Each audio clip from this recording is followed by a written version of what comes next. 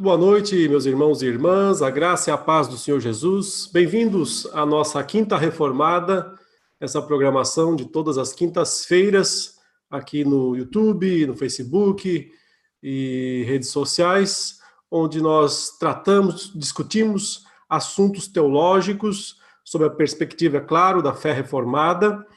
A nossa live aqui, essa programação da Quinta Reformada, sempre comigo e com o Reverendo Augustus e alguns convidados de vez em quando. Hoje nós temos um convidado muito especial que vai participar conosco, que é o Reverendo Dr. João Paulo. Já daqui a pouquinho vamos apresentá-lo também. É claro que a maioria dos irmãos já o conhecem bem, mas eu dizia que a Quinta Reformada é uma programação que teve início com o nosso Instituto Reformado de São Paulo, como um complemento de aula para os alunos, né, dos cursos online. Assim, nós temos sempre os alunos presentes aqui na sala virtual do Zoom, e também, é claro, para todos que queiram acompanhar de forma aberta pelo YouTube e demais redes sociais. Lembrando que o Instituto oferece cursos livres de teologia.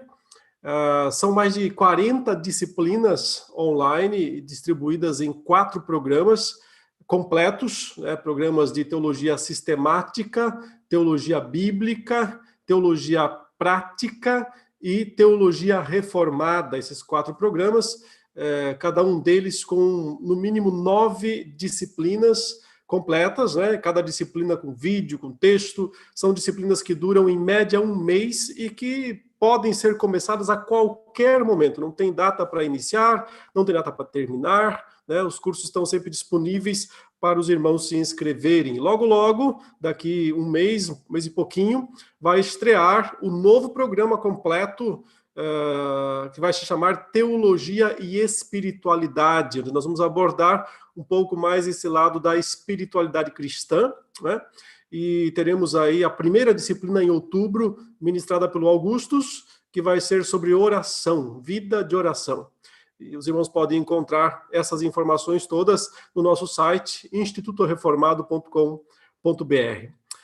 Hoje o assunto é o culto. Vamos falar sobre o culto segundo as Escrituras.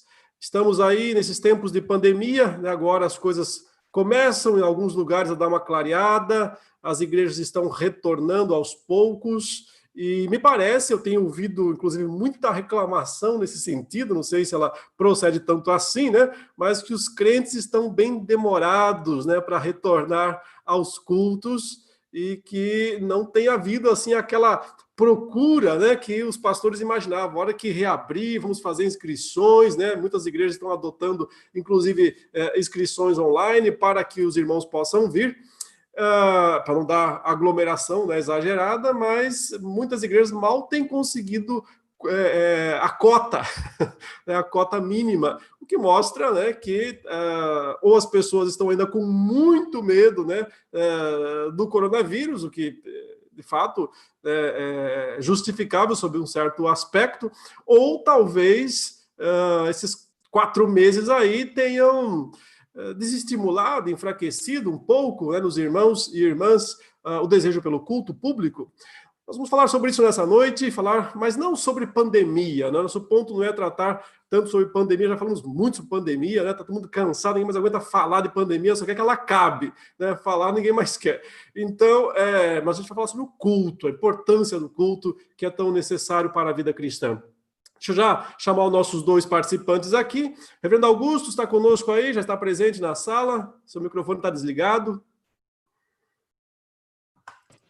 Ok. Pronto. Muito bem. Boa noite, Reverendo Leandro. Boa noite, Reverendo João Paulo. Satisfação estar aqui com vocês e tratar desse assunto, né? Que é um assunto que dá mais alta importância para nós, que é o culto que nós prestamos ao nosso Deus. Tenho certeza que a live de hoje vai ser muito abençoador e esclarecedor. Ótimo. Já mencionou também, está conosco participando, o reverendo João Paulo Tomás de Aquino, né? Com esse nome aí, né? Já não precisa nem de título, né? É igual o Augustus, né? Não, é judiaria colocar doutor na frente, o reverendo. O nome já é um título, né? Augustus. E o João Paulo é parecido, né? Nome de papa, nome de teólogo medieval. Bem-vindo, João Paulo. Um prazer estar conosco aí. Prazer, Leandro, prazer, doutor Augustus, que alegria poder estar aqui com vocês para falar sobre esse assunto tão importante, tão fundamental, e um assunto complicado, né? Nas escrituras, nós, às vezes, não temos tanta indicação de algumas coisas que nós gostaríamos de ver, né? Então, é um assunto um tanto quanto complicado, e eu creio que essa live vai ser muito produtiva, muito abençoadora para a vida da igreja.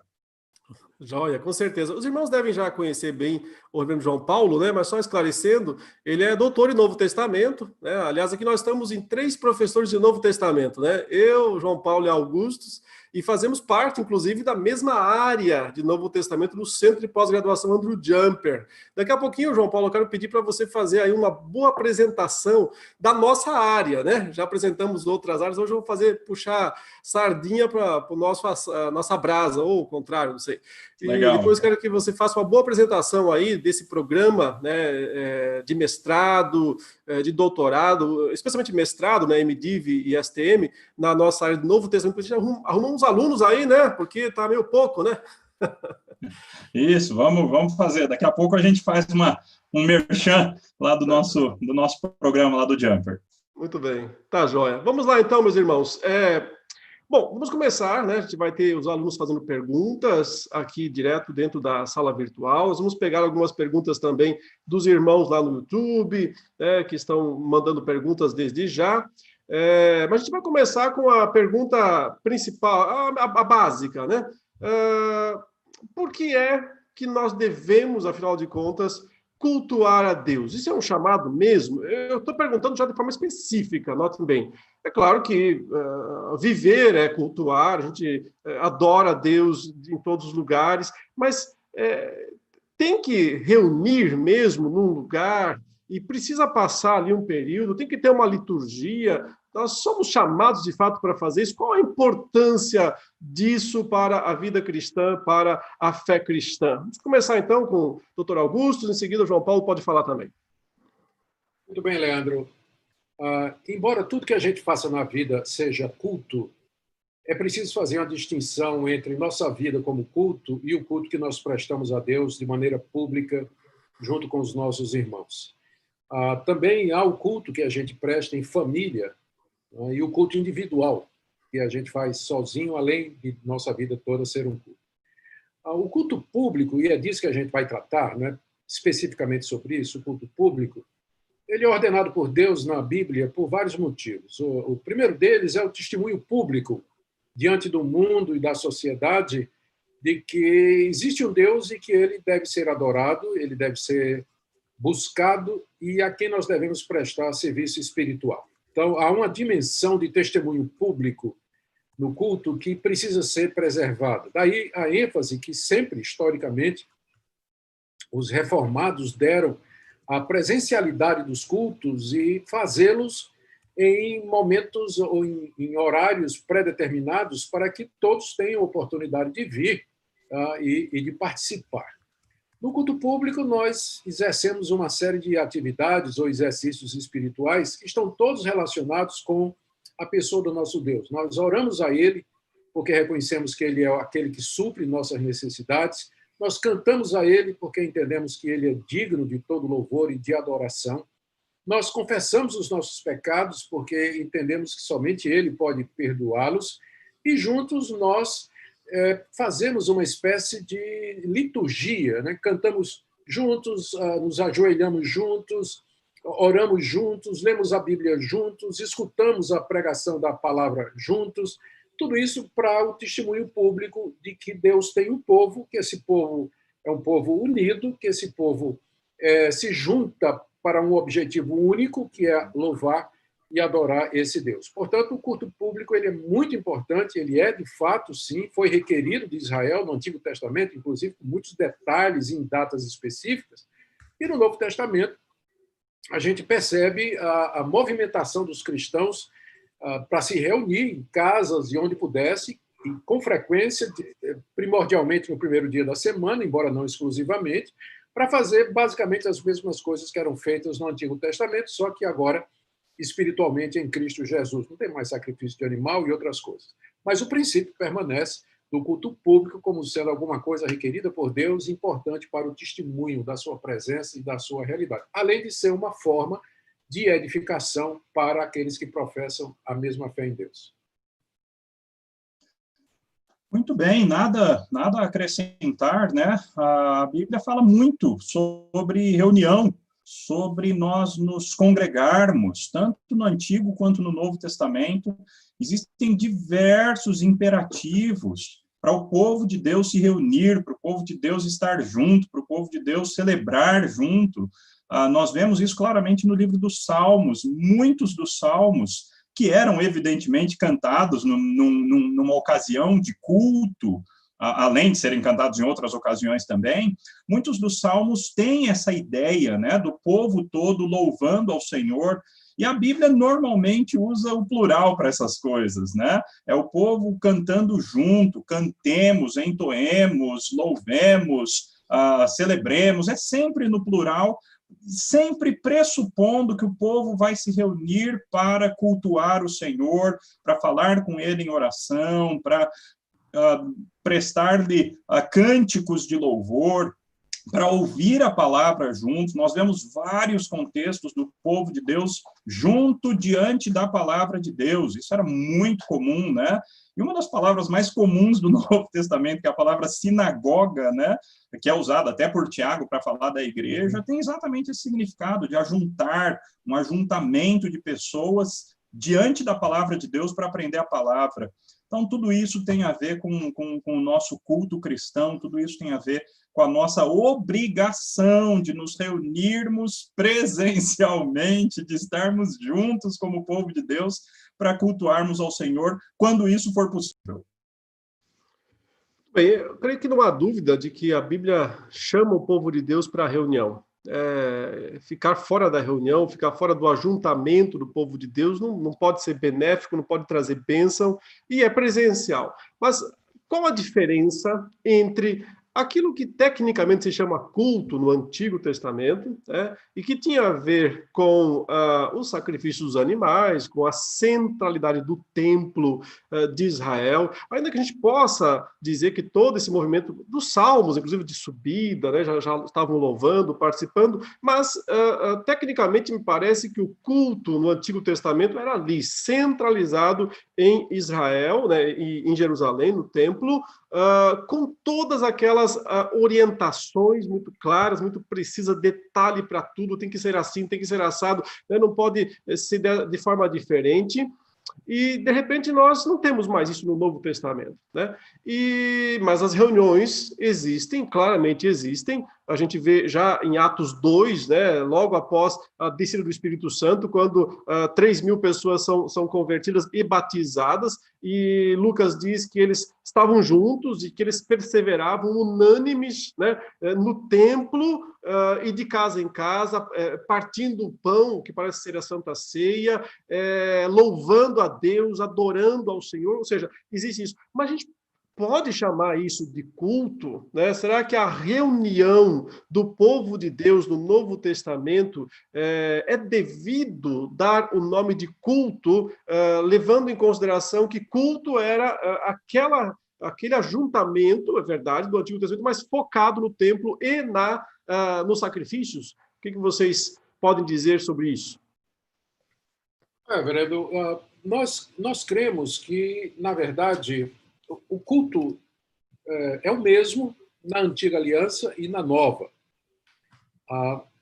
É essencialmente o mesmo culto. Pessoas convocadas por Deus através da mediação do Messias, Jesus Cristo, no Antigo Testamento tipificado no sacrifício dos animais, no Novo ele já veio e morreu na cruz, que publicamente se reúnem para expressar a sua fé em Deus. Então, a essência do culto ela é a mesma. Algumas diferenças acontecem porque o culto no Antigo Testamento foi administrado numa dispensação antes de Cristo, em que tudo era feito de maneira tipológica e simbólica, e no Novo nós já temos a realidade. Então, no Antigo Testamento, como você mencionou, o culto era feito no Templo de Jerusalém. Deus não... Teve uma época, né, que, a partir de um tempo, que Deus decidiu que não aceitaria o culto que não fosse prestado ali no templo. Isso ele já tinha dito a Moisés, né, que quando vocês entrarem na Terra Prometida, eu vou escolher um lugar para ali colocar meu nome. E ele fez isso, escolheu Jerusalém, mandou construir o templo, e lá era o culto, ele era central. Então, já, no Novo Testamento, isso já não existe mais. Não há um local central de culto. Nós adoramos a Deus espírito e em verdade. Jesus foi quem melhor explicou isso aí quando a mulher samaritana perguntou qual o local de adoração. E então, agora nós podemos adorar a Deus em qualquer lugar. Isso é bom dizer, inclusive, que nós não temos templos. Os evangélicos, os cristãos agora, nós não temos templos como tinha no Antigo Testamento. Nós temos essas casas, essas construções que nós fazemos por comodidade e até simbolizando o local de adoração para Deus, mas que não é necessário. Nós temos porque podemos ter. E se podemos ter, por que não? Né? Ajuda, mas nós não precisamos de um templo para fazer um culto a Deus. Nós podemos fazer em qualquer lugar, onde o povo de Deus ali está convocado com o mesmo propósito, aquelas partes do culto são realizadas. Então, a diferença agora é que nós não fazemos isso no local central, podemos fazer em qualquer lugar, e os nossos templos não são iguais ao templo de Jerusalém. No Antigo Testamento, o culto era ministrado através dos sacerdotes, que eram espécie de mediadores entre o povo e Deus, tanto da parte de Deus para os homens, como vice-versa. No Novo, nós não temos. Todos os cristãos são chamados de sacerdotes, no sentido de que eles podem se aproximar de Deus através do sumo sacerdote, que é Jesus Cristo. Os sacrifícios terminaram, eles se cumpriram na cruz de Cristo, e nós temos os mesmos, por assim dizer, sacramentos. No Antigo Testamento, nós tínhamos a Páscoa, agora temos a ceia. No Antigo Testamento, nós tínhamos a circuncisão, agora temos o batismo, que são também celebrados durante o culto. Então, em essência, é o mesmo culto. A manifestação externa, ela é diferente. Então, no Antigo Testamento, tinha aquela pompa, tinha todas aquelas coisas. No Novo Testamento, o culto é mais simples, ele é espiritual, e ele não tem muito do ritual externo do Antigo Testamento, mas, em essência, é o mesmo culto que nós prestamos a Deus. E é legal que aconteceu uma transição histórica, né? Quer dizer, Deus preparou esse momento com, primeiro, algumas destruições do templo, né? O templo, algumas vezes, foi destruído, e quando o templo foi destruído, então, os judeus começam a se congregar, a se reunir, espalhados onde eles estão ao redor do mundo, eles começam a sinagogar, né? Eles começam a se reunir para estudar a Bíblia e para oração. Hoje eu dei uma olhada no Novo Testamento, todas as ocorrências de sinagoga, e é impressionante como a ênfase é no ensino. Jesus entrou na sinagoga várias vezes para ensinar, Paulo entrava na sinagoga para ensinar, e aí eles aproveitavam para mostrar a realidade a partir da nova aliança, né? Qumran também tinha culto em Qumran, eles desprezavam o templo, apesar do templo estar erigido, eles desprezavam o templo, eles fugiram lá para o deserto, os essênios, e eles faziam os seus cultos, as suas orações, os seus cânticos, os seus estudos da palavra, reunidos lá no deserto onde eles estavam. Então, quando a gente chega na igreja do Novo Testamento, já existe uma ideia um tanto quanto diferente. Ocorreu uma certa transição histórica naquela atitude de Deus de preparar a plenitude dos tempos, de Gálatas 4:4, né? Deus preparou, inclusive, essas sinagogas como um momento de transição para a igreja. E aí, quando a gente vai nas páginas do Novo Testamento, aí fica claro que a igreja de fato se reunia, a igreja estava sempre junta, a igreja estava sempre orando conjuntamente, estava sempre celebrando a Santa Ceia, estava sempre celebrando os batismos. Então, você tem vários elementos do culto, como o Dr. Augusto disse muito bem, o mesmo culto do Antigo Testamento, só que agora a partir da perspectiva de que o Messias já veio. O mesmo culto, mas sob a realidade da nova aliança tendo sido implantada. Podemos dizer, então, que o culto acontece quando o povo de Deus se reúne, isso no padrão do Novo Testamento, né? Tem que haver uma reunião em algum local, não importa onde. Se tiver o famoso templo, né, que nós não temos, as nossas casas, nossas construções, beleza. Se não tiver, reúne onde for, né? O que importa não é a construção, não são os utensílios, não são os objetos, não é a iluminação, não são os enfeites, né? O que importa é o povo de Deus reunido sob uma liderança. E eu acho que é preciso que também se esclareça isso, né? Uma liderança formal, bíblica, estabelecida, porque não é um mero ajuntamento, né? É um ajuntamento com uma ordem. Tem que haver uma ordem nessa história, ou não é culto, certo? O elemento central, me parece que vocês dois já estabeleceram bem claramente. Qual é o elemento central do culto do Antigo Testamento? O sacrifício, que apontava para Cristo. Qual é o do Novo? Né? A celebração do sacrifício de Cristo, né? A lembrança, a pregação, o ensino, tudo girando em torno, né, da pessoa de Cristo, ou seja, um culto cristocêntrico. O culto do Antigo Testamento ele é cristocêntrico na medida em que ele está sempre revelando a pessoa de Cristo, e o do Novo Testamento é cristocêntrico, mas apontando para o Cristo que já veio. Mas qual é a ordem, né? Não é um mero ajuntamento. Tem que se ajuntar sob uma ordem. E que ordem é isso? Como é que a gente pode ajudar os irmãos a entenderem, né, quando que está de fato acontecendo um culto e quando não está, quando é só uma reunião qualquer, né, dentro da igreja, válida, mas não chamaríamos isso de culto. Como os irmãos podem nos ajudar nesse ponto? Olha, Leandro, muito, muito pertinente. Eu creio que o que faz do culto um culto diferente do ajuntamento das igrejas, da igreja, né? A igreja pode se ajuntar para assistir um filme, bater papo, tomar um café e discutir depois o que foi aquilo. Aquilo não é culto. Mas o que então faz o culto? Eu creio que o que faz o culto é aquilo que nós chamamos dos elementos do culto, ou os exercícios espirituais que nós fazemos ali. O culto é caracterizado pela leitura pública da palavra, exposição dessa palavra ou a pregação, orações públicas, cânticos e louvores, e poder-se acrescentar, em alguns casos, o levantamento de coletas, a dúvida a respeito disso, e como você falou, tudo isso seguindo a orientação de pessoas que são chamadas pelo próprio Deus, reconhecidas e consagradas pela igreja para fazer isso, que são os presbíteros / pastores, segundo o Novo Testamento, né? Presbíteros / pastores. Porque a função deles coincide, né, em muitos pontos. Então, eu creio que é isso que torna o culto o que é. E é importante a gente lembrar que esses elementos, eles não precisam seguir uma determinada ordem, uma vez que nós não temos uma ordem. Isso é o que a gente chama de liturgia, né? Exatamente qual a sequência em que esses elementos vão ser ministrados, isso é o nome que nós damos à liturgia, o nome que nós damos a isso é a liturgia. A Bíblia não prescreve uma liturgia, mas ela quer que esses elementos, né, ela exige ou sugere, né, por exemplo, por orientação, que esses elementos estejam presentes naquilo que nós chamamos de culto. E é isso que faz a diferença do culto de outras reuniões da igreja. Né?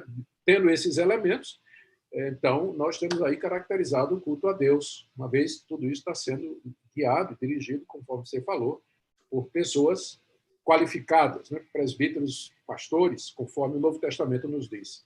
João Paulo, no Novo Testamento, nós encontramos alguma ordem para ser seguida em termos de culto? Olha, quando vocês se reúnem, vocês têm que fazer isso, fazer isso, fazer isso, fazer aquilo. Augusto destacou perfeitamente, algumas coisas têm que haver no culto para que a gente chame de culto. O ensino da palavra, né? As orações, o louvor, né? Os sacramentos, eventualmente a entrega de dízimos, enfim. Mas nós encontramos isso no Novo Testamento, você como estudioso do Novo Testamento? Então, Leandro, eu acho que, primeira coisa, eu acho que a gente ainda precisa estudar muito a questão do culto. Por exemplo, em Levítico, a gente tem vários tipos de sacrifício, Não existia apenas um sacrifício. Então, se eles tinham esses vários tipos de culto, Como é que isso se mostra na nova aliança? E eu realmente só tenho a pergunta aqui, eu não tenho a resposta, mas eu acho que seria uma coisa extremamente digna de alguém estudar com profundidade, como que aqueles vários sacrifícios, alguns que tinham a ver com súplica, outros que tinham a ver com louvor, como é que essas coisas deveriam se expressar no nosso meio, na nova aliança, né? No Novo Testamento, a gente não tem nada assim muito preciso a respeito de como deve ser o culto. Algo que a gente tem é um pouco da evidência do que acontecia na sinagoga, e, de fato, essa transição não é uma transição radical, assim que acontece a igreja, eles param de ir para a sinagoga. Não, a igreja continua se reunindo dentro da sinagoga, e algumas sinagogas, aparentemente, se tornaram cristãs, tanto é que Tiago manda carta para uma sinagoga, né? Então, o que acontecia na sinagoga parece que pode, sim, ser um paradigma para a gente. Eu acho perigoso quando a gente vai descobrir o que acontecia na sinagoga fora da igreja, fora da Bíblia, fora do Novo Testamento. O próprio Novo Testamento fala de várias dessas coisas e, de novo, o ensino da palavra é que era o elemento central da reunião da sinagoga. Agora, lá em 1 Coríntios 14, a gente tem alguma coisa interessante, né? 1 Coríntios 14, ali, tanto no versículo 15, quanto no versículo, a partir do 26, eu vou ler aqui o 15, diz assim: que farei, pois? Orarei com o espírito, mas também orarei com a mente, cantarei com o espírito, mas também cantarei com a mente. Isso Paulo estava falando de um contexto cultico, então você já encontra oração e cântico aqui no versículo 15, né? E no versículo 26, aí é mais interessante ainda, porque Paulo está descrevendo o culto que acontecia em Corinto. A gente não está dizendo que esse é o culto que acontecia em todas as igrejas, mas era o culto que acontecia em Corinto, e é a coisa mais próxima da Bíblia, na Bíblia que a gente tem, de uma descrição de um culto. Que fazer, pois, irmãos? Quando vos reunis, então a importância da reunião está clara aí, um tem salmo, que era cântico, né, o cântico de um salmo, outro tem doutrina, este traz revelação, aquele outro língua e ainda outro interpretação. Seja tudo feito para edificação, e depois Paulo até vai legislar sobre a questão das línguas, né? Que se não tivesse interpretação, não poderia ter falar em línguas dentro da igreja, e mesmo se tivesse, teria que ser com ordem, não poderia ser todo mundo ao mesmo tempo, teria que ser sequencial, apenas 3 pessoas no máximo. Paulo legisla várias coisas aí a respeito desse culto que acontecia em Corinto. Ainda que a gente tire os elementos espetaculares, dos dons espetaculares que cessaram, ainda assim a gente sobra nesse texto com um culto que tinha salmo, tinha doutrina, e a revelação a gente pode trazer hoje em dia para a palavra, não é? Então é um culto que tem palavra, tem explicação da palavra e tem cânticos. Eu creio que isso é o mais próximo que a gente chega de uma liturgia no Novo Testamento. Mas o doutor Augustus é especialista exatamente nessa carta aqui, nesse aspecto. Ele, com certeza, pode falar muito bem para a gente a respeito de tudo isso. Não tem muito o que completar, não, doutor João Paulo. É isso mesmo. Não temos no Novo Testamento, num único lugar, uma descrição ou uma determinação de como o culto se devia processar. O que a gente vai pegando em passagens como essa, que é realmente uma passagem bem descritiva, nós começamos a reconstruir, pega uma parte aqui, pega uma parte numa carta, no livro de Atos, a gente vai juntando para tentar formar um quadro. Então, a esse quadro aí, por exemplo, a gente poderia adicionar na própria carta aos Coríntios, no capítulo 11, quando Paulo diz assim: quando vós vos reunis, não é para celebrar a ceia do Senhor, porque um faz isso, aquilo. Embora Paulo esteja falando negativamente, mas está pressuposto que eles se reuniam para celebrar a ceia do Senhor. Então, além do cântico de salmos, além da revelação, que é a palavra, concordo, além do outro elemento que você falou aí, traz a louvor, salmo, né? Adoração. Salmos, doutrina. Isso. A gente acrescenta a ceia do Senhor, que é evidente no Novo Testamento que isso faz parte também. E pergunta para o doutor Augustus. Fala. O senhor acha que isso acontecia? E é uma pergunta sincera, tá? O senhor acha que a ceia era dentro do culto ou era uma espécie de um outro culto, um outro momento que também era cultico, mas um momento um pouco mais festivo? O problema é que exatamente o mesmo termo que é usado para a dizer, quando vocês se reúnem, e lá em 1 Coríntios 11, e está se referindo para celebrar a ceia do Senhor, é o mesmo termo lá em 1 Coríntios, capítulo 14. Quando vocês se reúnem, um tem isso, outro tem aquilo. Então, para mim, o que acontecia na igreja primitiva é que havia a celebração do ágape, que era uma festa da fraternidade, os irmãos se reuniam para comer. Talvez isso não era toda vez, não é, que eles faziam isso, mas ocasionalmente eles faziam isso. E uma certa altura, lá no meio do ágape, eles celebravam a ceia do Senhor. Celebravam a ceia do Senhor. Então, o ambiente era um ambiente de culto, devia ser, como também no Antigo Testamento, havia orações, né? Havia louvor, cânticos, como também tinha no templo. Né? Então, provavelmente havia tudo isso ali, né? No meio da festa do ágape. Então, como é o mesmo verbo, né? No capítulo 11 e no 14, eu não vejo razão para dizer que não era culto também. Né? Eu imagino que era realizado lá também. O livro de Atos diz que eles perseveravam na doutrina dos apóstolos, no partir do pão e nas orações. Mais um elemento para somar com o 1 Coríntios 14, né, que é o elemento das orações, que não tem lá, a não ser que a gente considere línguas, né, como se fosse oração. Então, é isso que você falou, João Paulo. A gente não tem, de fato, uma descrição exata, mas a gente vai pensando um elemento aqui, outro elemento ali, e, no fim, a gente chega mais ou menos a essa ideia de que o culto neotestamentário era composto de cântico de salmos, hinos e cânticos espirituais. Esqueci de mencionar, Efésios, né? Capítulo 5 fala sobre isso, incluía isso.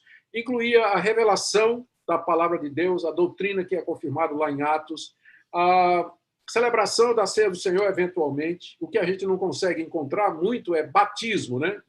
Um batismo sendo realizado no contexto de culto no Novo Testamento. Então, isso acabou entrando na liturgia da igreja, né? Mas a gente não tem nenhuma prova, né, de que o batismo era feito durante o culto, né? Mas acabou virando uma dessas práticas cristãs. Totalmente de acordo aí com o doutor João Paulo, é isso mesmo. Lembrando que foi mencionado aqui sobre os dons, né, dom de línguas, tal, a gente falou, mesmo que não inclua hoje, para os irmãos interessados, nossas duas anteriores falamos sobre dons, né, dons espirituais, dons de línguas. Está com dúvida sobre isso? Procura aí no YouTube a live da Quinta Reformada sobre os dons espirituais. Esse texto aqui, irmãos, e vocês quando quiserem, vocês podem projetar a Bíblia aí também nas suas falas, tá? Tranquilamente. Mas Paulo introduce, né? Fala aqui no primeiro dia da semana, aí está o domingão, né? O dia, nós nos reunimos a fim de partir o pão. E aqui não parece só para comer junto, né? Isso aqui parece ser claramente a ceia, a Santa Ceia. Uhum. Paulo, que pretendia viajar no dia seguinte, falava aos irmãos, né? Então aqui está ele instruindo, né? E prolongou a mensagem até a meia-noite. Culto longo, né? Não era curtinho, não. Era na Assembleia. Pois é. Então, a gente percebe que a palavra está aqui, né? Reunimos, que é o termo que parece ser o termo mais técnico possível no Novo Testamento para o que nós estamos chamando de culto, né? O NT não chama explicitamente essa reunião de culto, como nós chamamos, ela fala reunião, mas a gente sabe que isso é culto, porque é uma coisa herdada do Antigo Testamento. Mas sim, eu acho que a Santa Ceia, ela deveria estar presente em todos os nossos cultos, né? Apesar de que nós não temos esta determinação, nós não temos esse costume, essa prática, né? A gente sabe que vários teólogos importantes do passado também acreditavam nisso, como o próprio João Calvino, mas não fizeram, né? Então, se eles não fizeram, a gente também tem a desculpa, né, para não fazer. Mas não vamos falar sobre ceia hoje, porque senão a gente vai ficar só nisso e fica para um outro momento. Reverendo Augustus, é o seguinte, então, né, não temos claramente uma liturgia, mas temos elementos claros, né? Oração, pregação da palavra, louvor, né, Santa Ceia, são aspectos que não podem faltar. Mas, como vimos, em lugar nenhum tem uma ordem dizendo é assim, é assado. Isso significa que cada um faz o que quer, é livre, cada um escolhe do jeito que quiser. O que limita, né? O que limita o culto, os elementos, para que continue sendo culto e não vire um show, uma bagunça, uma festa, né? Como é que é isso? Eu acho que Eu penso em dois limitadores, né? Eu penso em dois limitadores que nos ajudam nessa questão de culto. O primeiro deles é a questão, na verdade, são três limitadores.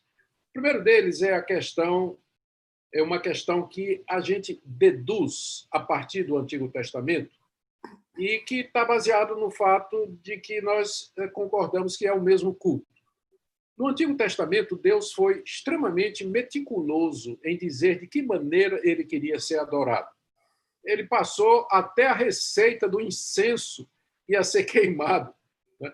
Dizendo como ele queria ser adorado. Às vezes que os israelitas quiseram adorar a Deus de forma diferente daquela que ele tinha determinado, Deus não aceitou. Em alguns casos, ele até exerceu uma punição severa naqueles que não se aproximaram dele da maneira como ele disse que era para se aproximar. Nós cremos que Deus, então, zela pelo seu culto e que não cabe a nós inventar formas de adorar a Deus ou criar elementos de adoração para inserir no culto e que não possam ser provados biblicamente. Então, esse seria o princípio. Então, é o que a gente acabou de fazer na pergunta anterior. A gente tentou identificar na Bíblia o que seriam os elementos constitutivos de um culto cristão. Então, fora daquilo que eu posso perceber na Bíblia, eu não devo introduzir nada além disso, sob pena de estar querendo adorar a Deus segundo os ditames da minha cabeça ou segundo a minha invenção. Eu quero adorar a Deus de acordo com aquilo que Deus revelou. E eu creio que, embora a evidência no Novo Testamento ela seja espalhada, ela não seja muito claro, resumida num lugar só, mas nós temos evidência suficiente para dizer que os elementos do culto que Deus deseja são esse mesmo: a leitura da palavra, a revelação, a doutrina, o louvor, a adoração, a celebração dos sacramentos. Não é muito mais do que isso. Não é extremamente simples. Mas é o que o Novo Testamento tem a dizer. Então, primeiro, esse princípio. Eu não posso inventar maneira. Eu tenho que sempre perguntar: isso que eu vou fazer no culto, isso tem fundamentação bíblica? Ou por preceito, ou por exemplo, ou por implicação legítima, por um princípio de interpretação legítima?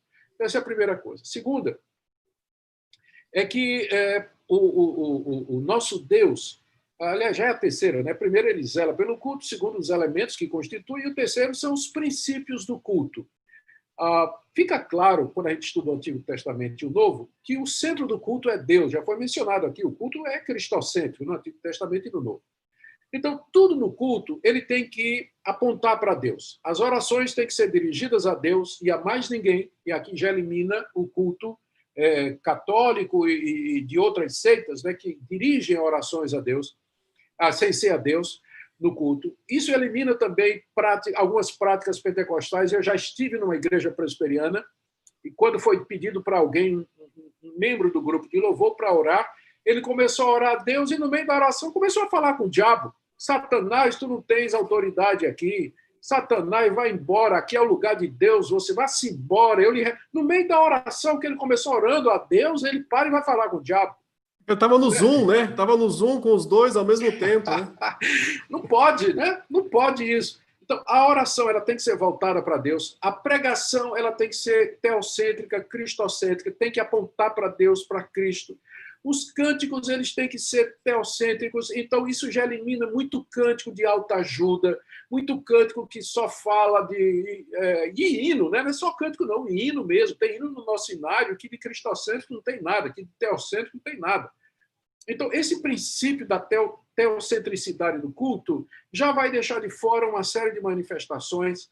O outro princípio que a gente vê também é o da edificação, que é em 1 Coríntios 14. É muito claramente o ponto do apóstolo Paulo ali. Irmãos, quando a gente está reunido, é para se edificar. Então, você está falando em línguas que ninguém entende, não edifica.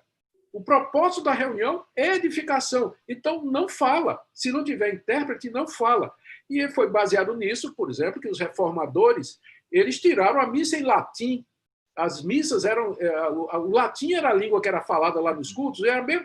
E eles disseram, mas qual o propósito de missa em latim? Se nem o padre entendia latim, não é? Fazia tudo decorado, e tiraram isso.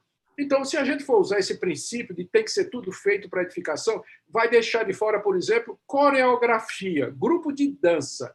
Em que pessoas ali vestindo a malhinha, ou, sei lá, vestes esvoaçantes e véu, aquilo está contribuindo para quê no meu entendimento? Né? Para quê? Às vezes até atrapalha, distrai. Então, tudo no culto tem que ser voltado para Deus e para a edificação da igreja, e tem que ser espiritual. Não pode ter muita representação física ou coisas que chamam a nossa atenção. Tem que ser um culto despojado, um culto simples. Então, esses 3 princípios, teocêntrico, edificação e espiritualidade, nos ajudam a limitar aí o que é que se pode fazer no culto. Pelo menos é assim que eu vejo. Muito bom. O João Paulo, nós temos falado sobre princípio regulador também, né? Um dos temas, uma das expressões, né, que os reformados utilizam. Explica para os nossos irmãos, né, o que é o princípio regulador, através do qual nós dizemos que o culto deve ser composto. Muito bem. O princípio regulador, em primeiro lugar, é um princípio e não uma ordem litúrgica, né? Isso eu acho que às vezes as pessoas confundem um pouco.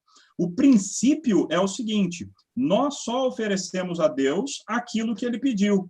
Como ele é o centro, como ele é a pessoa a quem nós queremos e devemos agradar de maneira formal e comunitária, então nós só oferecemos a ele aquilo que ele mesmo pediu ao longo da revelação que nós encontramos nas Escrituras. Então nós oferecemos a ele os nossos cânticos, nós oferecemos a ele as nossas orações, nós oferecemos a ele o nosso pensar a respeito da própria palavra dele, né?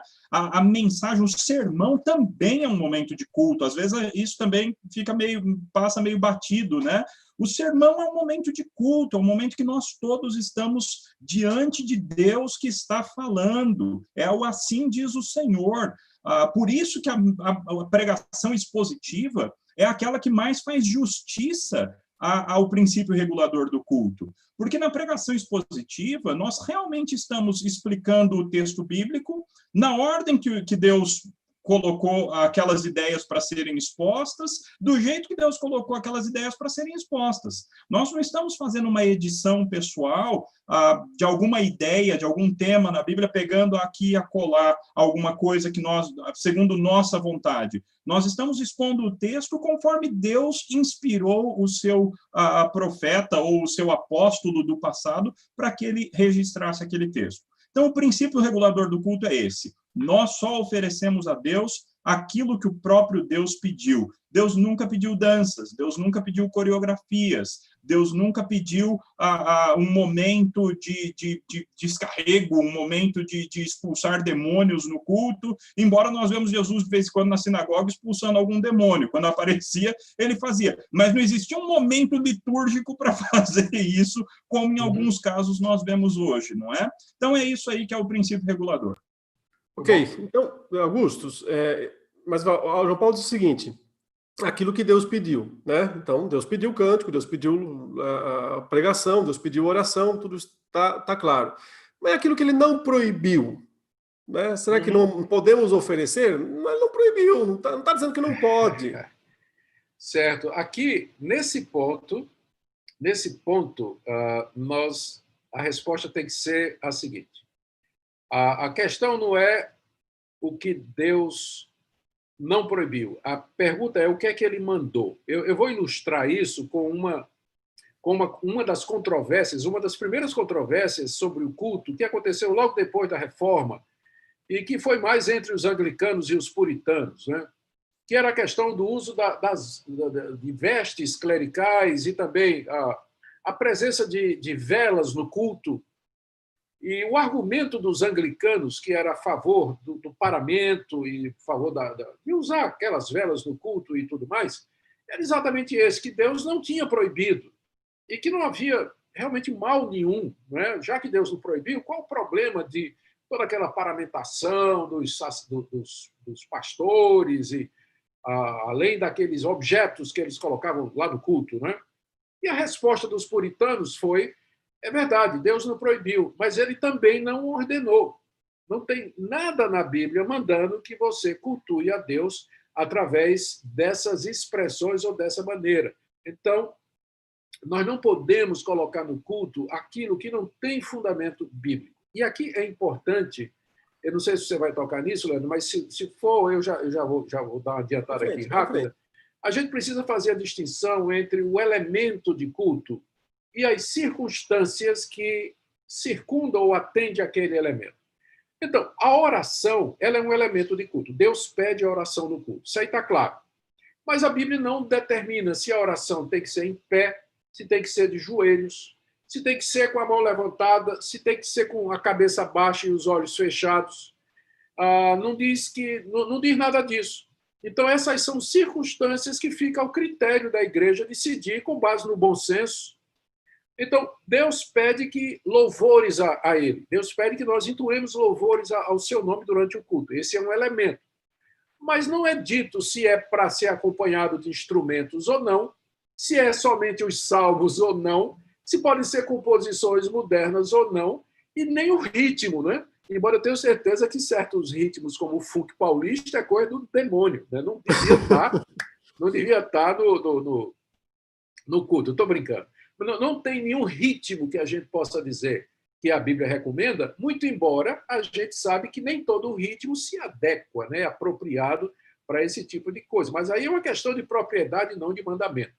Então, uma vez que a gente entenda isso, que o importante é o elemento e as circunstâncias ficam ao critério da igreja, a gente percebe que há um espaço aí para variedade e para aculturação. Eu creio que o propósito é esse, né? Para que a igreja possa se aculturar em diferentes ambientes, diferentes sociedades, né? Onde se canta diferente dessa e daquela, onde, enfim.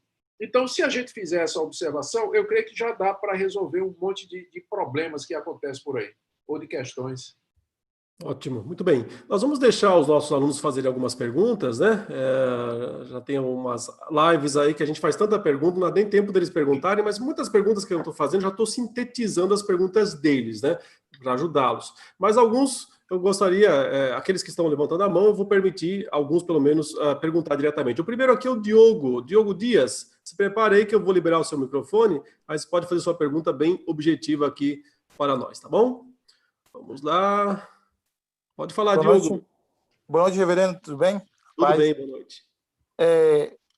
Reverendo, a minha pergunta é sobre a liturgia. Nós podemos fazer uma distinção entre liturgia e a respeito de alguns costumes que as igrejas elas têm, e a respeito de liturgia propriamente. Quando a liturgia ela é benéfica ao culto, e quando ela pode se tornar maléfica, ou a liturgia ela sempre vai ser benéfica? Tem a condição da liturgia ela atrapalhar o culto a Deus? Começa o João Paulo respondendo? Concordo. Está desligado seu microfone, João Paulo. Depende o que o Diogo está querendo chamar de liturgia, né? A gente vê o princípio da ordem. Deus quer um culto com ordem. Isso Paulo deixou muito claro em 1 Coríntios. Então, a liturgia ela ajuda em nós termos essa ordem. Agora, é verdade que também no próprio 1 Coríntios parece que existia uma certa liberdade, mas até por causa desses dons espetaculares. Então, nessa área é uma área meio complicada da gente falar, mas uma ordem litúrgica é uma coisa que ajuda. Ter uma sequência é importante, e manter essas duas atitudes do coração eu acho que é fundamental também. A gente acho que não falou ainda sobre isso, que é o temor ao Senhor. O Deus a quem nós estamos adorando é um Deus muito grande e que exige ser temido. E temor na Bíblia é medo mesmo. Então, Deus exige ser temido, ele exige ser alguém que é olhado como alguém tão grande, tão poderoso, que nós temos medo dele. Ao mesmo tempo, em Cristo, nós temos o direito de nos aproximar de Deus com segurança, com ousadia. Então, o culto também tem que ser marcado por alegria. Hoje eu encontrei uma citação muito interessante do reverendo Boanerges Ribeiro, até publiquei lá no meu Face, que ele fala sobre isso, que o culto tem que ser marcado por alegria, por regozijo, além desse senso da grandeza de Deus. Então, reverência é necessário, e a liturgia aponta para essa ideia da reverência. Mas a alegria, um espírito de alegria, de festa, porque nós estamos na presença do Senhor, celebrando o Senhor Jesus Cristo, que morreu na cruz pelos nossos pecados. Isso tem que causar em nós alegria. O culto tem que mexer nos nossos sentimentos. E aqui eu acho que a gente tem que falar também um pouco dos nossos arraiais, que às vezes o culto em algumas igrejas mais conservadoras, e algumas presbiterianas inclusive, é um culto tão formal, tão litúrgico, por assim dizer, tão respeitoso, que às vezes parece que não tem um sentimento, parece que não tem uma alegria, parece que não tem uma festividade por estar na presença do Senhor, parece que é apenas uma grande cabeça, um grande cérebro adorando o Senhor, e o coração ficou de fora de todo esse processo. Então, isso é uma coisa importante também. Então, eu não acredito que liturgia atrapalhe, não, embora, para respeitar o contexto ali de 1 Coríntios 14, a gente tem que pensar em alguma coisa e talvez algum momento, em algum tipo de culto que as pessoas poderiam falar um pouco mais. Às vezes o nosso culto é muito centrado na pessoa do pastor, e isso talvez seja um problema, mas eu vou deixar esse problema aí nas mãos do reverendo Augustus ou do Leandro. Ele vem, né, reverendo? Levanta todos os problemas e, ó... O abacaxi ele deixa para a gente descascar. Né? Mas, reverendo Augustus, existe culto sem liturgia? É isso que eu ia dizer, né? Se a gente pegar a definição do João Paulo, que está correta, que simplesmente significa uma ordem, né? Uma sequência em que as coisas acontecem, todo culto tem uma liturgia. Mesmo nas igrejas, eu tenho pregado Brasil afora, em muitas igrejas, de várias denominações, irmãs, amigas nossas, igrejas que são caridosas o suficiente para me convidar, né? Mesmo que eu seja presbiteriano. Eu já participei de culto na Assembleia de Deus, já participei de culto em igrejas chamadas de comunidades, já participei de cultos em igrejas episcopais, igrejas metodistas, batistas, nem se fala. E em todas elas eu percebi que existe uma sequência. Não é simplesmente... Quem era contra qualquer tipo de liturgia eram aqueles irmãos quietistas, os Quakers, que eram um ramo da Reforma, que eles achavam que não devia, inclusive, ter pastor. Né? O que eles faziam, no dia da reunião, eles se encontravam, ficavam lá e esperando que o Espírito Santo tocasse no coração de alguém. Aí essa pessoa se levantava, orava, ou lia um texto da Bíblia, ou trazia uma exortação, aí ficava quieta, e aí outra pessoa se levantava, dizendo se tocada pelo Espírito Santo. Com o passar do tempo, eles descobriram que mais ou menos eram as mesmas pessoas toda vez que eram tocadas pelo Espírito Santo. Então, né? Então, não. Fora esses exemplos extremos, todas as igrejas elas têm um tipo de sequência para o culto. Tem alguém que dirige, tem alguém que vai dar as orientações, tem alguém que vai dizer quando começa e tem alguém que vai dizer quando encerra. Então, todo culto ele tem uma liturgia. O que acontece é que algumas igrejas tornam essa liturgia mais explícita e seguem essa liturgia de maneira mais fixa, né? Ou mais detalhada, como é o caso das igrejas históricas. Muito embora não haja no Novo Testamento uma indicação, existe uma espécie de liturgia padrão nas igrejas reformadas que é inspirada lá em Isaías capítulo 6.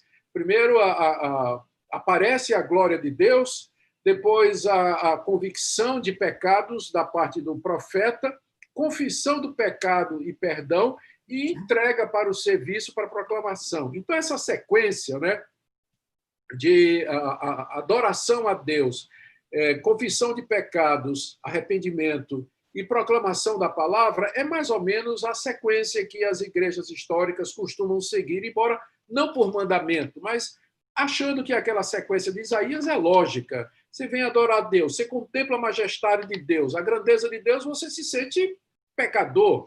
E agora, Deus lhe oferece perdão. E uma vez perdoado, você agora está pronto para ouvir a palavra de Deus e para servir. Vem a pregação, e assim por diante. Então, algumas igrejas seguem isso e deixam isso claro na liturgia.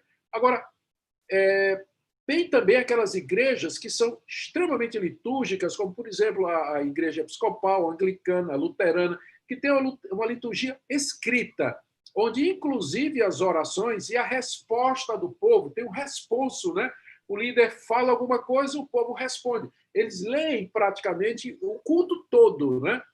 E eu já participei de cultos assim, e eu volto ao que João Paulo falou. A gente precisa agora tratar da atitude, né, da sinceridade de coração, de buscar a Deus fervorosamente. Porque se você está no culto para buscar a Deus de coração, está quebrantado e humilhado, pode ser um culto numa igreja que não tem uma liturgia muito explícita, ou pode ser um culto numa dessas igrejas extremamente litúrgicas. Deus vai falar para você e você vai ser abençoado da mesma maneira. Embora nós, reformados, nós acreditamos numa combinação de um pouco de informalidade, né? Por isso que as nossas liturgias elas são um pouquinho mais enxutas, né? Tem muita participação, a gente convida gente para orar, a gente convida gente para fazer a leitura da Bíblia, e assim por diante. Às vezes convido alguém que não é o pastor para pregar, isso é embora um pouco raro, e uma combinação de ordem com uma certa informalidade. Por isso que eu gosto da liturgia reformada, né? Sem exclusão das outras, é claro. Claro, claro. Bom, então, a pergunta do nosso irmão, né? Quando que a liturgia é boa? Sempre tem liturgia. Toda a igreja, mesmo quem diz não tem liturgia, tem. O que está fazendo ali é uma liturgia. Mas a boa é a que mantém os elementos de culto, né, que são ordenados na palavra de Deus. Aqueles, como diz João Paulo, o que Deus pediu. Então, a boa liturgia é a que coloca essas coisas sempre, né, em torno da centralidade de Cristo e com o fervor devido, né, com o temor, né, a honra, o fervor devido ao nome de Deus. Você está falando dos elementos de culto aí, a gente falou dos elementos de culto, mas a gente esqueceu um elemento de culto que é muito usado nas igrejas. São os avisos. Os avisos, né? E tem lugar? Avisos? Não. Para mim, ou faz antes do culto ou ao final do culto, mas aviso não é elemento de culto. Você está no culto e, de repente, para passar vídeo, para dar aviso, quebrou a sequência, não faz parte do culto. Deixa para o final ou faz no início, né? Mas no meio não. Concordo totalmente. Mas como muitas igrejas vivem em torno do ativismo, né, ativismo religioso, elas têm que colocar no meio mesmo, né? Aí é 10 minutos, 15 minutos, é vídeo disso, é palavra do fulano e tal, e programação, desprogramação daquilo. O culto quebrou no meio, né? São 2 cultos na mesma noite. Terminou um, começou outro. Terrível. João Paulo, vamos falar um pouquinho aí rápido sobre os cursos do Centro de Pós-Graduação Andrew Jumper, né? Que é o centro de formação de pós-graduação da nossa denominação, a Igreja Presbiteriana do Brasil, né? Mas que é aberto para todas as denominações. Você pode nos falar um pouquinho, especialmente sobre os cursos de Novo Testamento? Legal, Leandro. O Andrew Jumper é uma escola que já tem quase 40 anos, né? Nasceu em 1982, atualmente com mais de 1.800 alunos, e uma escola que tem professores extremamente bem capacitados, com bom currículo, né? Todos eles doutores em teologia, vários deles com doutorado fora, algum tipo de estudo fora do Brasil, outros com estudo no Brasil extremamente avançado, e nós temos professores para dar aula nas mais diversas áreas do conhecimento teológico, né? Teologia sistemática, teologia histórica, teologia bíblica, teologia prática, aconselhamento, educação cristã, nas mais diversas áreas. A nossa área, minha, do Leandro, do Dr. Augustus, que é professor visitante da nossa casa, além do chefe de todos nós, porque ele é o presidente da Junta de Educação Teológica da Igreja Presbiteriana do Brasil, a nossa área é a área bíblica. Então, o nosso processo seletivo está aberto nesses dias. É o processo seletivo lá do Andrew Jumper. Você vai na página do Andrew Jumper, cpaj.mackenzie.br. E aí você vai ver lá que nós temos o curso de mestrado em divindade, Magister Divinitatis, em várias áreas, inclusive na área de estudos bíblico-hermenêuticos, que aí se divide em Antigo e Novo Testamento. Então, vale a pena estudar com os nossos professores, professores especialistas. Quando eu fui fazer o meu doutorado lá nos Estados Unidos, o Dr. Augusto chegou para mim e falou, olha, eu trabalho com Paulo, o Leandro trabalha com Apocalipse, então você vai estudar Evangelhos. E aí eu fui lá e fiz exatamente isso. Fui lá, estudei, fiz meu doutorado no Evangelho de Lucas, e nós temos, então, professores para cobrir todas as áreas aí das Escrituras, trabalhando as Escrituras com profundidade, e uma coisa que é gostosa da nossa escola, e quem convive lá, isso é muito gostoso, né?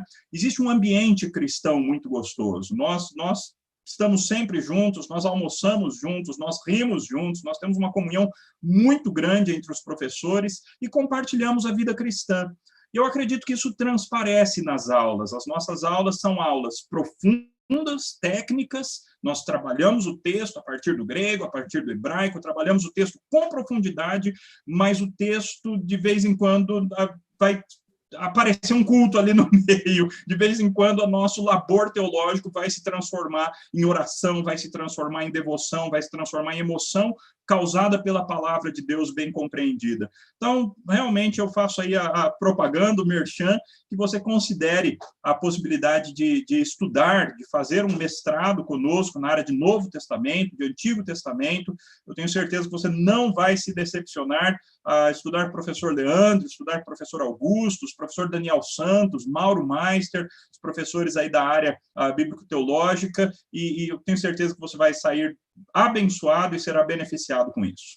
Duas perguntas, João Paulo. Quem pode fazer? Quem pode fazer o mestrado? Essa é a primeira pergunta. E a segunda é, tem que saber grego e hebraico para entrar no mestrado em divindade? Para entrar no mestrado em divindade nas áreas bíblicas, você tem que ter uma noção de grego e hebraico.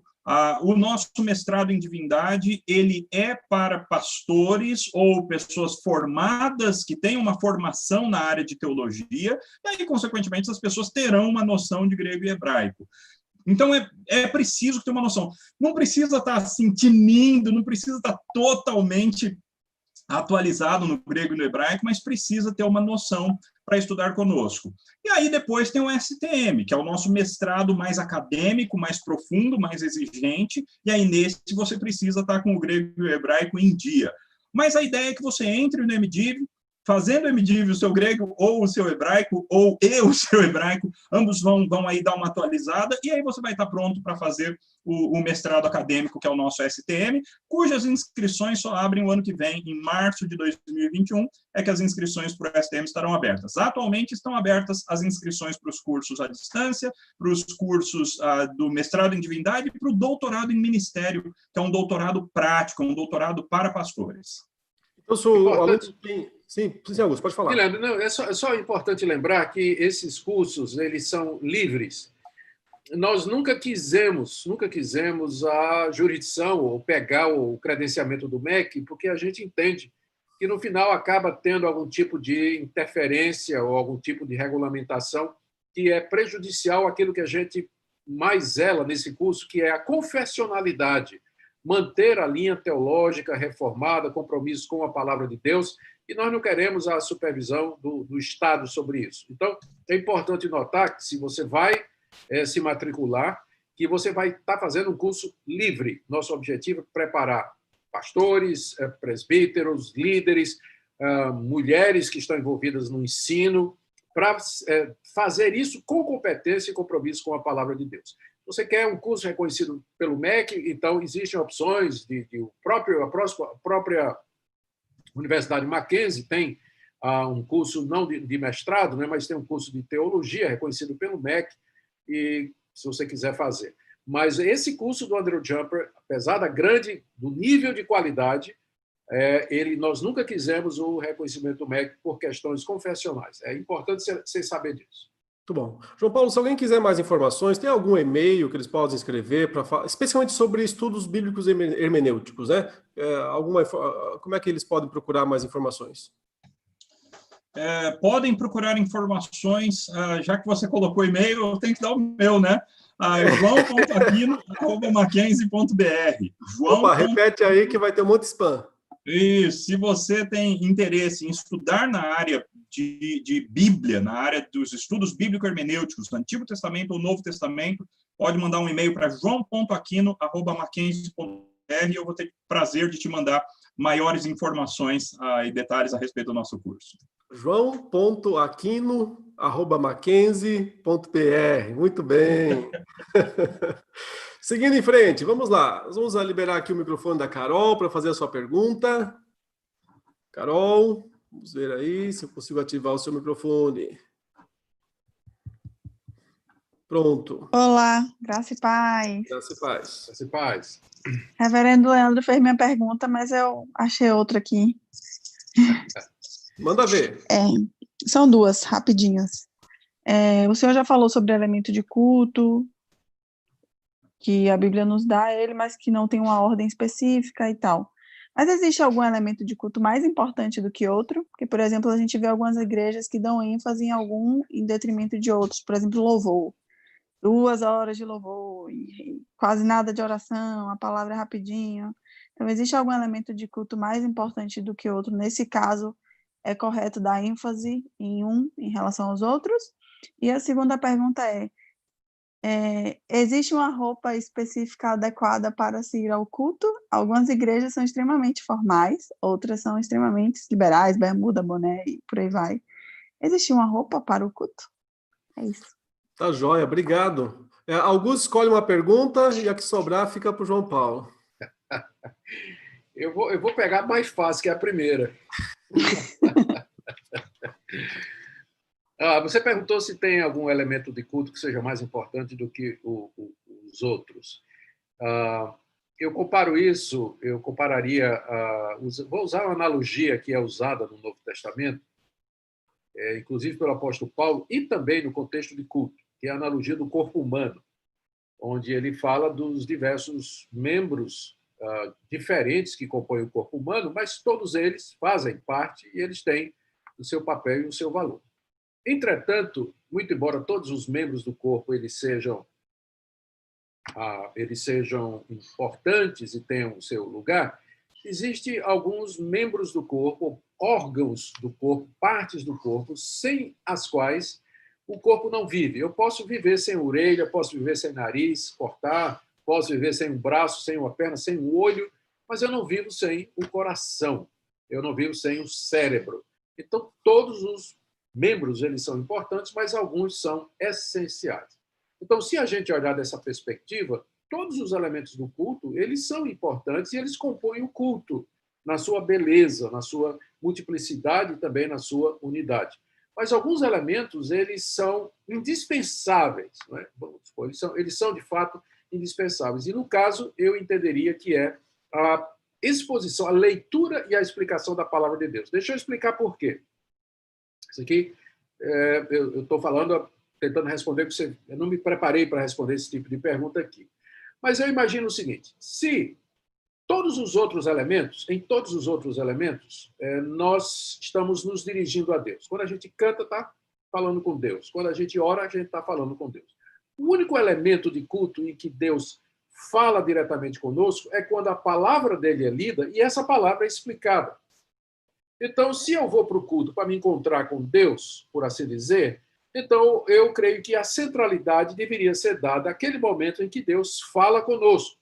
Fala diretamente conosco pela sua palavra. Não estou dizendo que a gente não é edificado ou não é abençoado durante o cântico de um hino ou durante uma oração feita pelo irmão, né? Deus toca nosso coração, mas um momento específico, determinado, para que Deus fale com o seu povo, é aquele momento da explicação da sua palavra. Então, é por isso que as igrejas reformadas elas dão tanta ênfase a centralidade da pregação, a ponto de refletir isso na própria arquitetura dos templos, na arrumação dos templos. Se você prestou atenção, você vai ver que nas igrejas reformadas o púlpito geralmente ela está no centro e que a mesa para a celebração da ceia ou está de lado ou está mais embaixo, à frente, mas mais embaixo. Mas o púlpito ele domina o cenário, né, o mobiliário, por assim dizer. Não é obrigatório nem ter púlpito, mas é apenas uma maneira de dizer ou de exemplificar como é importante para a Igreja Reformada a centralidade da pregação. E você percebe que em outras igrejas, onde a ênfase é muito mais na celebração litúrgica da ceia do Senhor, como, por exemplo, a Igreja Católica, né, que coloca muito mais ênfase na missa, que a missa ela é central, né? Ela tem lá o seu mobiliário bem no centro de tudo, né? E o padre bem que fala de lado, né? Tem um lugarzinho onde ele fala. Então, é isso aí.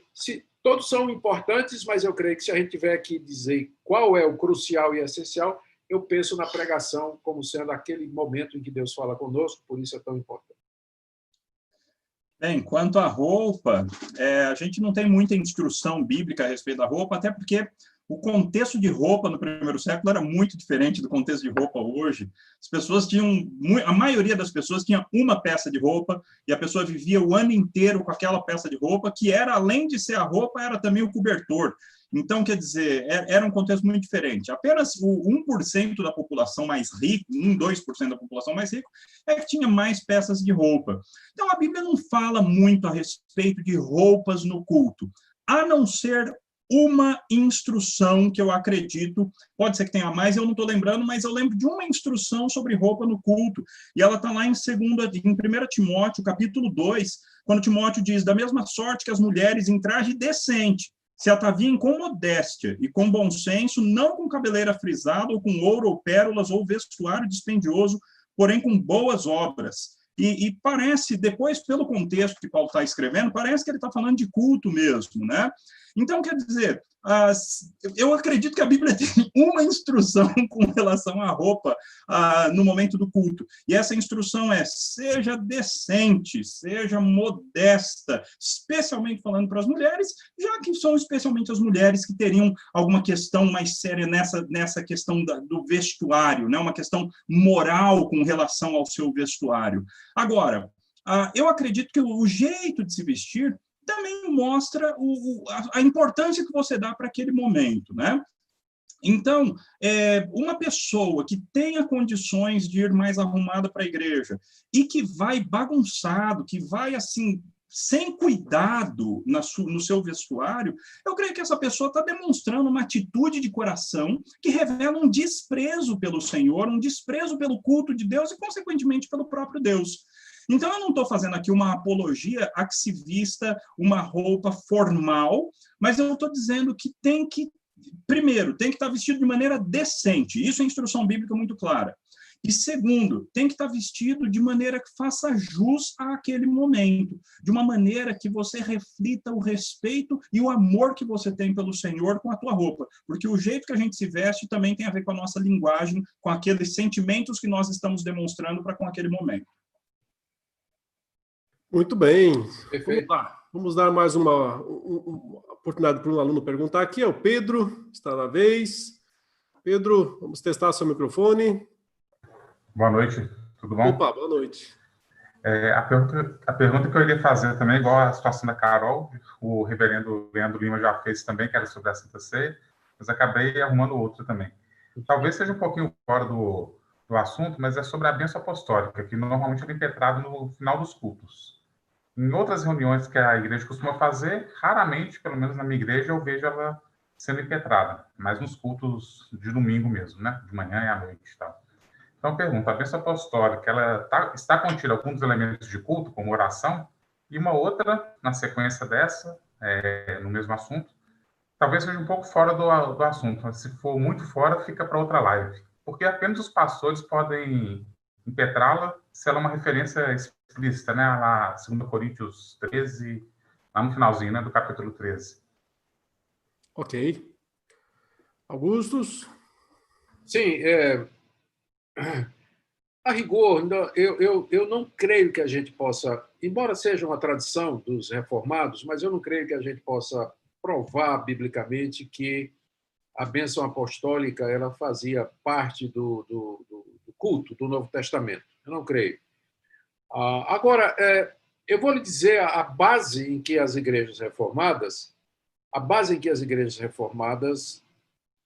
se firmam para incluir a bênção apostólica no final dos cultos, quando fazem, né? Quando fazem. Reside no seguinte: os apóstolos escreveram suas cartas para serem lidas nas igrejas. E essas cartas eram lidas durante a reunião dos irmãos. Os irmãos se reuniam para celebrar a Deus, se reuniam como igreja, e aí a carta apostólica era lida como palavra do apóstolo. Você tem que lembrar que as cartas, elas representavam o apóstolo. É isso que torna essa literatura, esse gênero literário tão único, né? Porque funcionava como um substituto para a presença do apóstolo. Paulo queria estar na igreja de Corinto, por exemplo, para poder sanar os problemas, pastorear a igreja, mas ele simplesmente não podia, ou porque ele estava em outro campo missionário, ou porque ele estava preso, que não é o caso, segundo os Coríntios. Mas é o caso de Filipenses, Efésios e assim por diante. Então, a carta funcionava como um substituto da presença dos apóstolos, uma espécie de parousia apostólica, né? Quando a carta era lida lá durante o culto, era como se o apóstolo estivesse falando. E o apóstolo sabia disso, né? Tanto é que Paulo, por exemplo, no final da carta aos Colossenses, diz, olha, quando vocês lerem essa carta aí, entre vocês, leiam também a carta que eu escrevi para Laodiceia. Então, eles sabiam que a carta... Opa, acho que tivemos um travamento. Parece que sim, Leandro. Eu acho que caiu a conexão. Esperar se Augustus consegue voltar, né? Enquanto isso, João Paulo, quer continuar na resposta? Rapaz, eu estava lendo os comentários aqui, eu realmente não estava viajando, como se diz. Tá certo. E uma pergunta que eu vi agora há pouco, João Paulo, o irmão perguntou, algumas igrejas fazem o movimento missionário, né, durante o culto, movimento missionário, oração por missionários. A gente vê no Novo Testamento o apóstolo Paulo algumas vezes voltando de viagens missionárias e reunindo a igreja, né, e dando esses relatórios e tal. Tem espaço no culto, na sua opinião? Então, Leandro, você sabe que no passado eu já achei que não. No passado eu ficava muito incomodado com esses momentos missionários, até que eu comecei a estudar o Novo Testamento com mais cuidado e vi esses relatórios missionários nas páginas de Atos, né? Quer dizer, sempre que Paulo voltava de uma viagem missionária, ele ia para Antioquia e ele relatava para os irmãos tudo o que foi feito. Aquele era um momento dentro do culto, dentro da reunião que eles faziam. Então, eu creio que existe espaço, sim, para algum tipo de momento missionário dentro do nosso culto. É claro que a gente tem que tomar cuidado, tudo pode tomar um vulto e uma forma que sejam impróprios, mas eu creio que é possível, sim, especialmente quando vem o próprio missionário, para o qual a igreja envia suporte financeiro, suporta em orações. Quando ele vem, eu acho que ele tem, sim, espaço dentro do culto para relatar para a igreja tudo que a igreja está fazendo por meio dele em algum outro lugar. Muito bem. Vamos passar aqui para o Lucas. Não sei se Augusto vai conseguir retornar. Parece que acabou a luz lá, ficou escuro, né, na hora. Espero que retorne. Senão a gente segue aqui, temos mais alguns minutos.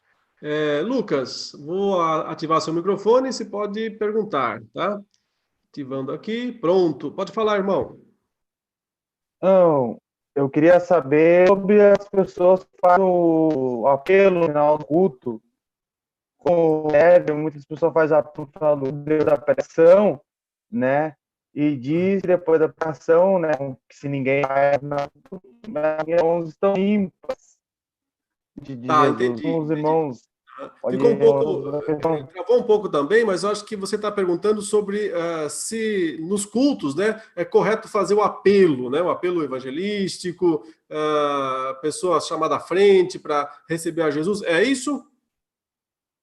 Isso. Beleza, tá joia. João Paulo? Meu irmão, apelo faz parte da mensagem, né? Quando a gente prega um sermão, uma das partes do sermão, que, aliás, não precisa ser só no final, pode ser durante o sermão também, é a aplicação. Uma aplicação não é nada mais do que chamar as pessoas a responder de maneira prática ao apelo do texto. O texto exigiu certas coisas dos ouvintes e do pregador, e agora, então, o pregador expõe o apelo do texto, expõe a aplicação do texto, fala quais são as atitudes que devem seguir a partir dali, e sempre uma das atitudes que o texto da palavra exige é a fé em Jesus Cristo, né? Porque nenhuma atitude exigida pela palavra pode ser feita à parte da fé em Cristo Jesus. Então, não tem problema fazer um apelo a que as pessoas creiam em Jesus Cristo. Agora, é claro que isso muitas vezes, em muitos lugares, é forçado, é uma coisa, usa-se de forçação, até psicológica, num certo sentido, usa-se de uma linguagem de manipulação de pessoas, e reduz-se, às vezes, a fé em Cristo Jesus a um levantar de mão, a um ir para frente, quando, na verdade, muitas pessoas que levantaram a mão em algum culto, entre aspas, evangelístico, ou que foram à frente em algum momento, continuaram com as suas vidas exatamente igual, continuaram tão longe de Deus quanto. Então, o apelo, do jeito que ele era feito alguns anos atrás, e ainda é feito em alguns lugares, no qual fica se forçando a pessoa para que a pessoa venha à frente, fica se fazendo, até apelando no sentido mal, no sentido psicológico, no sentido de manipulação, para que a pessoa venha à frente, isso não é saudável, isso faz mais mal do que bem. Então, a gente tem que encontrar algum limite aí, entre nós, sim, sermos convincentes na hora de querermos chamar as pessoas a responder à atitude que o texto ordena, mas, ao mesmo tempo, não ficarmos forçando pessoas como se dependesse da nossa eloquência, da música bem tocada, da luz meio apagadinha, como se dependesse dessas coisas para fazer manipulação emocional. Aí não é o Santo Espírito que está operando. Nesse caso, quem está operando é realmente a manipulação de um bom comunicador. Muito bem, então a pergunta da Lídia aqui no nosso chat, ela está perguntando o seguinte, e dar boas-vindas aos visitantes faz parte do culto? O que você acha, João Paulo? Eu acredito que não, eu acredito que você pode fazer isso antes do culto ou depois do culto, e deve fazer, não é só que pode, você deve fazer isso, deve dar as boas-vindas a todo mundo, na verdade. É uma bênção nós podermos estar juntos na igreja, e pessoas novas chegando na igreja, é sempre uma alegria enorme, mas não é um dos elementos do culto. No culto, nós estamos falando com Deus. Eu aliás, não acredito, não sei o que você pensa sobre isso, Leandro. Eu não vejo o culto como somente vertical. Algumas pessoas dizem que o culto é absolutamente, somente, exclusivamente vertical. Eu não acho que o seja. Eu acho que o culto, existem elementos horizontais no culto também, nos quais um crente fala com outro crente. Isso acontece no momento dos cânticos, por exemplo. Isso acontece no momento da pregação, não é?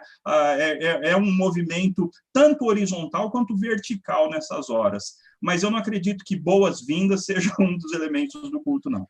Desde que esse horizontal, né, João Paulo, não seja aquele negócio do agora fala para o seu irmão, né? Agora vira pro lado e fala para o seu irmão, ou um negócio chato isso.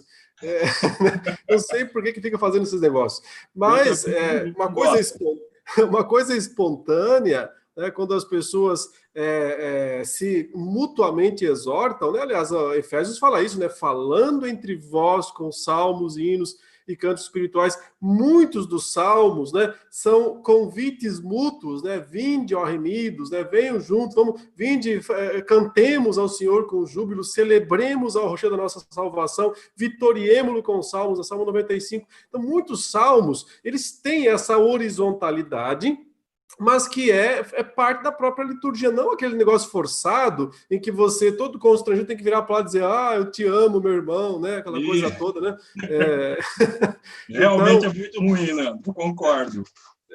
Claro, não dá para falar, mas os avisos não tem, assim como os avisos não são durante o culto, as saudações específicas, agora eu quero saudar o fulano de tal, né? Às vezes chega aquela autoridade toda importante da igreja, aí no meio do culto o pastor para e fala, queria notar a presença do irmão fulano de tal, vereador, prefeito, juiz, capitão. Rapaz, isso aí é complicado, né? É complicado porque primeiro porque você está fazendo uma acepção de pessoas aí extremamente imprópria para o culto, e segundo porque você parou de louvar a Deus e começou a louvar o indivíduo que chegou ali, que frequentemente nem crente né? Muitas vezes nem crente Então faz isso no final, terminou o culto, impetrou a bênção, se não tem bênção, fala o amém, terminou, fez a oração final, irmãos, graças a Deus por esse culto que acabou, obrigado a todos. Agora, muito obrigado, fulano, por aí. Você saúda, prefeito, quando foi na sua igreja lá em Você tá, agora que você é a cidade, É Jandira, aliás, você me deu a deixa perfeita para falar um pouco da igreja, né? Eu atualmente sou pastor da Igreja Presbiteriana José Manuel da Conceição, na cidade de Jandira, Grande São Paulo. Estamos lá bem no centrão da cidade, em frente à Caixa Econômica, muito bem localizada. Tem sido bênção estar ali com os irmãos. Normalmente, o que eu faço, até para ficar bem separado, eu desço do púlpito. Então, eu saio, vou lá para baixo, né? O púlpito é um pouco elevado, eu vou lá para baixo, e aí, então, tem o momento dos avisos, do reconhecimento dos visitantes, tudo mais, mas fica bem marcado até por essa mudança de local, né? Eu saí de onde eu estava, eu saí daquela posição de dizer o assim diz o Senhor, da pregação, e agora, então, o culto está claro que acabou, e aí a gente tem um momento ali de confraternização. Muito bem. Uma última pergunta aqui, o Rosivaldo, né, nos coloca aqui numa dificuldade, porque ele pergunta o seguinte, por que não pode ter danças no culto, se no Salmo 150 manda louvar a Deus com danças? E nós dissemos que as danças não são um elemento de culto, né? E, no entanto, nós temos, de fato, e temos relatos bíblicos também de pessoas que dançaram, sempre se lembra, Miriam, Davi, etc., né? Dançaram na presença de Deus e o agradaram com essas danças, né? E o Salmo 150 fala, né, que devemos celebrar, não que devemos, mas exalta, né? Exalta a Deus com danças. O que o irmão acha sobre esse ponto? Isso, eu até escrevi para o irmão aqui no nosso chat interno aqui, que o Salmo também diz, todo ser que respira, louve ao Senhor, aleluia, né? E nem por isso a gente leva animais e outros, a gente leva bichos para dentro da igreja para louvar o Senhor. Então é evidente que o Salmo não está falando de um momento cultico, né? O Salmo não está falando de um momento de adoração formal, mas sim da adoração da vida. Sim, está constatando que tudo que existe, de fato, louva o Senhor. E talvez fique para a gente, né, Leandro, essa instrução de a gente aprender de alguma forma com o Israel antigo, que assim como eles tinham momentos extremamente solenes de culto e de celebração e de sacrifícios diante do Senhor, eles também tinham os festivais, as grandes festas, onde o povo se alegrava na presença de Deus e até mesmo dançava, né? Não era esse tipo de dança romântica, agarradinho, não era nada disso, o tipo de dança, é bom que se frise, era uma dança mais parecida com uma dança de roda, uma dança mostrando comunhão entre as pessoas, tudo mais.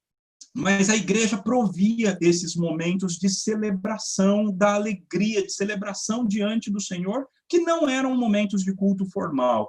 Então, a gente precisa aprender a fazer essa distinção, né? O culto da vida e o culto solene, o culto de adoração a Deus, o culto formal, a igreja reunida como povo de Deus para adorar o Senhor de acordo com as coisas que o Senhor pediu. Nesse momento, no momento externo, no momento de outras celebrações, poderia ter dança, mas não como prestação de culto ao Senhor, não prestando culto ao Senhor. Por meio da dança pode ser uma atitude de louvor a Deus em alguma circunstância, contudo, ela não é requerida em momento algum no culto, né? Nem no Antigo Testamento, no culto que era rezado no templo, nós não vemos isso, e nada, zero, no Novo Testamento, nas reuniões que o povo de Deus fazia, jamais. Dança fez parte, né? Portanto, nós temos a certeza, né, em afirmar que dança não é elemento de culto, não faz parte do culto público, nem da velha aliança e nem da nova aliança. Mas é um ato externo de louvor a Deus. Pode ser, assim como pode não ser, né? Pode ser simplesmente a expressão da sensualidade humana, né? Ou da depravação, né, humana, danças, né? Mas pode ser um ato de louvor, como você disse, né? Uma dança ingênua, uma dança que não expressa algum tipo de sensualidade. Mesmo essa que não expressa sensualidade, não cabe no culto, porque não é requerido, não é prescrito por Deus em nenhum momento do culto público. Perfeito. É isso aí. João Paulo, você gostaria de falar últimas palavras suas? Eu quero agradecer a sua presença. Infelizmente acabou a luz lá na casa do reverendo Augustus, ele não vai conseguir retornar, estamos já com o nosso horário terminando mesmo. Nós gostaríamos de dizer as palavras finais, você pode encerrar aí com as suas palavras, falando sobre o culto e orando ao Senhor em seguida, para que a gente possa terminar essa live. Para mim foi um prazer. isso daqui que nós fizemos foi um culto, mas não foi um culto formal, né? Foi um momento de instrução na palavra, um momento da gente conversar como crentes que somos, falar a respeito da palavra do Senhor, considerar a respeito das coisas que Deus nos ensina, e isso também é culto, mas isso não é um culto formal de adoração a Deus que a gente presta nas nossas igrejas aos domingos, né? Então, quer dizer, a igreja pode se reunir e pode fazer muitas outras coisas além de cultuar, mas o grande momento, o momento sublime, que deveria ser o momento central da vida de cada um de nós, é o culto de adoração ao Senhor. É quando nós nos reunimos como povo de Deus, na presença de Deus, para cultuá-lo, para falar para ele o quanto é maravilhoso, o quanto ele é maravilhoso, e para que ele nos fale várias coisas que ele quer nos falar. No culto, nós servimos a Deus e ele também nos serve. Aliás, ele normalmente nos serve mais do que nós a ele nos concede bênçãos, ele nos concede tantas coisas. Então, irmãos, não só falemos de culto, mas cultuemos ao Senhor. A você que, se a sua igreja já voltou a cultuar o Senhor, lembre-se, meu irmão, você é chamado para cultuar o Senhor. E talvez você, às vezes, tenha que correr risco. Os nossos irmãos das igrejas perseguidas, eles correm risco todo santo domingo para irem adorar o Senhor. Eles correm o risco de, no meio do caminho, serem encontrados e serem mortos. Eles correm o risco de estarem lá reunidos e serem mortos enquanto estão reunidos.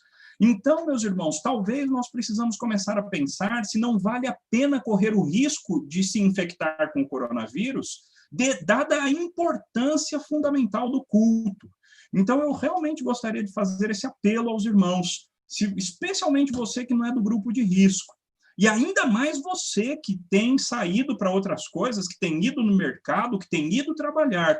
Você deixar de ir na igreja no domingo por causa de medo, enquanto você tem feito outras coisas, eu creio que você está pecando contra o Senhor, se esse é o teu caso. Então, o apelo final seria esse. Voltemos a celebrar o Senhor. O nosso Deus merece o nosso culto e nós devemos prestar o nosso culto a Ele como povo da aliança reunidos, onde quer que estejamos reunidos, mas reunidos temos que prestar culto ao nosso Deus. Que Deus abençoe grandemente. Já é para orar, Leandro? Já, amém. Amém pelas palavras, isso mesmo. Vamos orar. Oremos.